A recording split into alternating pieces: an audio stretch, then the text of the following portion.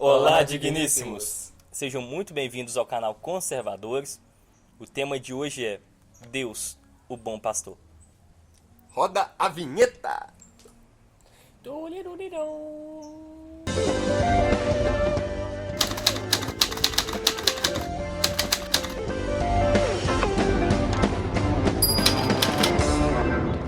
Digníssimos, o vídeo ao qual estamos trazendo para vocês hoje faz referência ao Salmos 23 escrito por Davi. Precisamos entender o contexto cultural à época em que foi escrito o texto. O porquê que Davi fez essa analogia entre pastor e ovelha, entre Deus e nós. Há estudiosos que dizem que o Salmos 23 foi escrito quando Davi ainda era pastor de ovelhas, não no período em que ele era rei. Considerando isso, eles tinham propriedade, de fato, para assimilar e fazer essa referência a qual eu já citei, entre pastor e ovelha, entre Deus e seu rebanho. É cultura dos pastores de ovelhas no Oriente Médio acordar pela madrugada, pegar o seu rebanho e conduzi-las ao manancial. Entretanto, para que cheguem ao manancial, é necessário com que elas passem pelo deserto. E nessa trajetória entre o curral e o oásis, o manancial, o pastor ele conduz as ovelhas através de cantos, através de cuidados, ele alimenta as ovelhas quando chegam a esse oásis. O pastor ele cuida do seu rebanho. Nós vamos ver os detalhes ao decorrer desse vídeo. Como já dito, o Salmo 23 foi escrito por Davi. Mas quem era esse Davi? Aquele famoso que matou o gigante Golias, é o homem segundo o coração de Deus, foi rei de Israel. Mas nesse contexto, como já dito também, ele ainda era pastor de ovelhas. Ele era o menor da sua casa, e como pastor de ovelhas, cuidando das ovelhas enquanto o restante da sua família desempenhava outras funções ou ficavam em casa, ele cuidava delas como um bom pastor mesmo, como um pastor deve fazer. Ele já brigou com leão, urso, tudo para proteger as suas ovelhas, para proteger o seu rebanho. Então esse era Davi, que posteriormente chegou a se tornar rei de Israel, como o escolhido de Deus. Então, precisamos entender o Salmo 23 na ótica de Davi, que foi quem o escreveu, assim como já foi dito. Assim como a gente interpreta uma lei, né, na ótica de quem a escreveu, o que essa pessoa quis dizer com essa lei quando essa lei foi escrita. Assim, devemos interpretar o Salmo 23. Né? O que Davi quis passar escrevendo esse Salmo 23? Primeiro, no sentido literal do Salmo, tendo em vista que Davi ele era pastor de ovelhas. E segundo, em relação à analogia que ele faz em relação a Deus como pastor e a todos nós como ovelhas. Então precisamos nos colocar como ovelhas e Deus como pastor, para entendermos o Salmo 23 em seu sentido pleno. Levando em consideração todo o cuidado e amor de Deus para conosco. O Senhor é meu pastor, nada me faltará. Do original, o hebraico, é Adonai Rui, que quer dizer Senhor, o meu pastor. E o termo nada me faltará não quer dizer que eu terei tudo que desejo, como algumas pessoas pensam que é, mas que o pastor por si só é o suficiente para a minha vida. O próprio apóstolo Paulo, já no Novo Testamento, ele fala, só a tua graça me basta.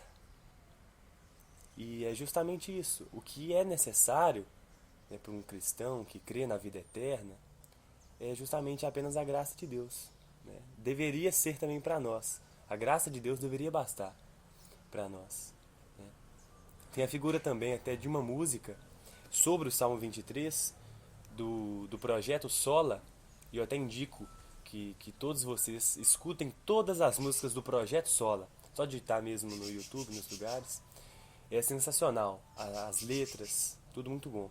E essa música chamada 23, ela já começa falando o início do Salmo, o Senhor é meu pastor, nada me faltará. E o refrão, eles trazem uma ótica um pouco diferente, né? Voltada para essa necessidade, que é, se o Senhor, numa condição, se o Senhor é o meu pastor, tudo o que eu não tenho, eu não preciso. Então Sensacional. volta para esse sentimento de necessidade, de suficiência divina, né? E não de bonança, de prosperidade, como é comum de se ouvir por aí. Sensacional. Senhor meu pastor, nada me faltará. Também a gente lembra lá do vídeo do Pai Nosso que a gente gravou, tá aqui nos cards, né, onde faz menção ao pão de cada dia, que é aquilo que é suficiente, que é necessário pra gente. Então esse nada nos faltará também está relacionado a isso, né, que tudo que a gente realmente precisa, o necessário que Deus, né, supre. O alimento, o oxigênio, A a água. própria água, e fazemos mais um parêntese aí. O vídeo da né? água que a gente gravou. A água exatamente. da vida. Sensacional. Indo para o verso 2, está escrito da seguinte forma: Deitar-me fazem verdes pastos, guia-me mansamente às águas tranquilas. Em um contexto histórico e cultural, no Oriente Médio, algumas ovelhas têm um senso de medo, de terror nelas mesmas. Elas não têm uma autossuficiência de defesa. Em algumas das vezes, elas têm medo até do próprio reflexo nas águas. Tem medo até do barulho que as correntes fazem. Isso justifica a aplicação de Davi frente a esse texto, considerando que o pastor, ele supre a necessidade da ovelha. Ele pega a ovelha ali do lado das águas, em alguns casos tem até que pegar a água e dar na boca da ovelha, cuidar dela pessoalmente, dar o alimento. Fica claro que a ovelha, ela é fraca, ela precisa de alguém, ela por si só, ela não conseguiria sobreviver, né? Existe a necessidade dessa figura do pastor, porque ela, como já foi dito, é frágil, ela às vezes não consegue nem beber a própria água, então precisa da figura do pastor para que a ovelha sobreviva. E é interessante a visão que Davi traz nesse verso 2, justamente do cuidado que um pastor tem com as ovelhas, que é guiar para as águas tranquilas e para os pastos verdejantes, local de tranquilidade, ou nas águas justamente de alimentação, né? Os oásis, de matar né? a sede. E aí ele traz num sentido de pedido: Senhor, que é o meu pastor, o bom pastor, né? Me leva para esses pastos verdejantes de descanso, assim como os pastores fazem com suas ovelhas, né? É a beleza Exato. do Salmo, né? Isso. Esse Salmo 23, ele é poético, é uma poesia. Sim. De uma certa forma, é uma oração Total. que Davi faz perante Me o leva para as águas tranquilas, né? Para que eu possa beber dessas águas, esteja lá comigo. Tudo nesse sentido tem implícito de, novamente, cuidado, de necessidade. Total. E hoje o que a gente observa são várias pessoas com medo de amar, com medo de viver a vida. Assim como as ovelhas. Assim como as ovelhas, de andar, né? de ter criatividade, de se desenvolver. De dar o primeiro passo. Exatamente.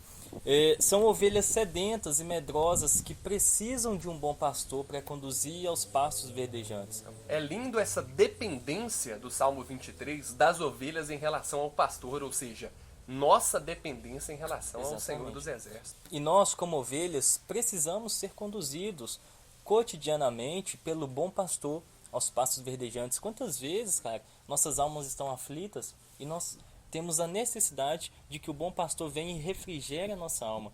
Nós vamos até deixar um vídeo aqui nos cards, desse lado, na verdade, sobre a saúde emocional e a espiritualidade. Depois acompanhe lá.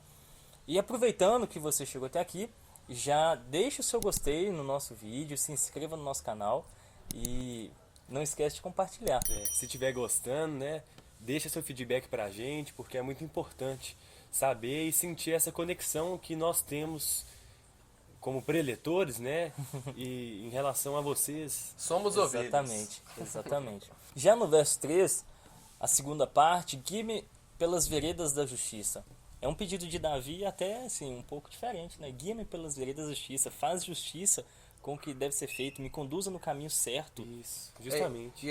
No 2, fala guia-me mansamente às águas tranquilas. E no 3, guia-me para as veredas da justiça. Então também não é só um pedido, né? É uma afirmação, porque é o próprio Deus realmente que nos guia, né? Na nossa vida. Nós como ovelhas, Deus que está nos guiando. Nós como estudantes de direito, advogados, né? Promotores da justiça, né? Nós buscamos promover a justiça diariamente na nossa sociedade. Então essa parte ela é muito linda, porque Deus ele é justo. E ele que nos guia para a justiça, para a retidão, para o caminho correto, porque sem ele estaríamos na perdição. Total. E no fim do versículo, temos a figura aí do amor, né? Guia-me pelas veredas da justiça, por amor do seu nome. Relacionando aí com o pastoreado, com as ovelhas, refere ao amor que o pastor tem pelas ovelhas. Mais pra frente a gente vai ver a questão da correção, né? Como uma diferente forma de amor, que não só o carinho. Mas guia-me por essa vereda, né? Pelo caminho justo, pelo amor do seu nome, porque você me ama, né? Relacionando que o pastor é uma ovelha e que Deus Nos ama. o amava e nos ama. Exatamente. Indo pro verso 4, ainda que eu andasse pelo vale da sombra da morte, não temeria mal algum, porque tu estás comigo. A tua vara e o teu cajado me consolam. Aqui vale a pena a gente dividir esse verso em duas partes. A primeira, ainda que eu andasse pelo vale da sombra da morte, não temeria mal algum. Nós sabemos que, ou melhor, devemos saber que no Oriente Médio, culturalmente, os pastores saem com as suas ovelhas de madrugada para levarem elas ao oásis, para se alimentar, para beberem água. Esse horário é devido à alta temperatura do deserto e até para evitar alguns predadores. No fim da tarde, quando devem retornar aos seus lares, segue o mesmo roteiro. Sai em um período em que não esteja nem muito quente, nem muito frio. E também leva essas ovelhas por caminhos que muitas das vezes são caminhos que são considerados sombras da morte. Sim. Que caminhos que são esses? Estudiosos dizem que são caminhos de fato que apresentam essa ideia. Por quê? São declives, são caminhos estreitos que se a ovelha cair pode morrer. Abismos, né?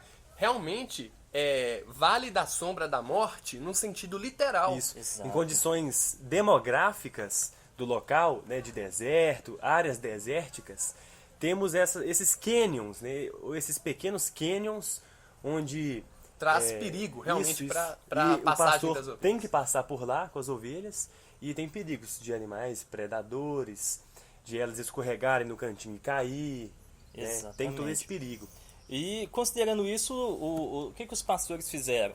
Eles desenvolveram uma teoria não, Técnica. uma técnica de ou cantar para a ovelha ou tocar um instrumento. E quando faz isso, as ovelhas elas se enfileiram em uma fila indiana e evita de que elas possam se perder nesse caminho, possam ser mortas, né, por animais predadores. E a gente faz até referência agora ao que está escrito em João 10, 27. As minhas ovelhas ouvem a minha voz e me seguem. O que está falando em Salmos 23, 5? Ou melhor, Salmos 23, 4. Porque tu estás comigo. O próprio pastor está lá. Ele fala às ovelhas e as ovelhas o seguem. E aí é interessante, até fazendo uma conexão já com a parte B desse versículo, que quando elas caem, o cajado, né, serve para resgatar. Exatamente. Né? Esse guiar na vereda da justiça lá de cima, esse conduzir até as águas tranquilas, tudo isso, todo esse caminho, seja para bonança, seja para proteção, envolve o pastor protegendo as suas ovelhas, ligando agora com a parte B do versículo. Né? A tua vara e o teu cajado me consolam. Exato. É porque muitas das vezes, né, a ovelha arteira precisa de uma correção, vamos dizer assim, aquela que sai, né, junto das outras ovelhas, aquela que dá trabalho, ela precisa às vezes de uma correção do pastor para que ela continue ali no caminho, né? E assim Deus para conosco, né? Como nós como ovelhas e Deus como pastor, né? Em determinados momentos é necessário passarmos por coisas desagradáveis para que possamos continuar na retidão em relação ao pastor, que é Exato. Deus. E eu faço agora uma outra ligação com o versículo também do Novo Testamento, que fala que a vontade de Deus ela é boa, perfeita e agradável. Então, as coisas ruins, elas acontecem justamente para que a boa, perfeita e agradável vontade de Deus aconteça. Deus sabe o que é melhor para nós. E às vezes uma coisa que é ruim para mim, a gente limita essa ruindade em relação à visão divina, mas a visão divina ela vai além da nossa visão. Isso. Uma coisa que pode parecer ruim para mim, para a ovelha, na verdade, é para que ela não morra, para que ela não se perca, para que ela não se machuque. Exato. Né? E esse cajado, ele tem 3 funções. Ele tem aquela voltinha, para quando a ovelha cair no abismo onde não puder alcançar. Resgatar. Aí, isso, ele pega pelo pescoço e resgata. Como vara. E como vara, exatamente. Que serve para corrigir quando a ovelha ela sai ali do rebanho, né? Ela, né, como você disse, se dispersa. E tem também a função de lança. Estudiosos dizem que tem uma lança no meio daquele instrumento do cajado, para que o pastor possa defender a ovelha quando alguns animais têm a pretensão de tragar essas ovelhas. Então, nós vemos as 3 ferramentas. A lança, que serve para proteger. Nós temos o que você disse, A vara para corrigir. Exatamente. E o cajado para resgatar. Exatamente. E nós vemos também algo muito importante a partir disso, que o pastor, essa função que ele desenvolve, demonstra o quão ele se propõe pela vida das ovelhas. E a gente volta ao texto de João 10:11. Eu sou o bom pastor e o bom pastor dá a vida por suas ovelhas. A forma com que ele se coloca à disposição para proteger, ele se coloca em risco para que as ovelhas possam ter vida. E o amor de Deus é tão grande que ele realmente deu Jesus, né, para salvar cada um de nós. Exatamente. Seu filho, né? Seu próprio filho. 5. Indo para o verso 5, está escrito da seguinte forma: Preparas uma mesa perante mim na presença dos meus inimigos. Unges a minha cabeça com óleo, o meu cálice transborda.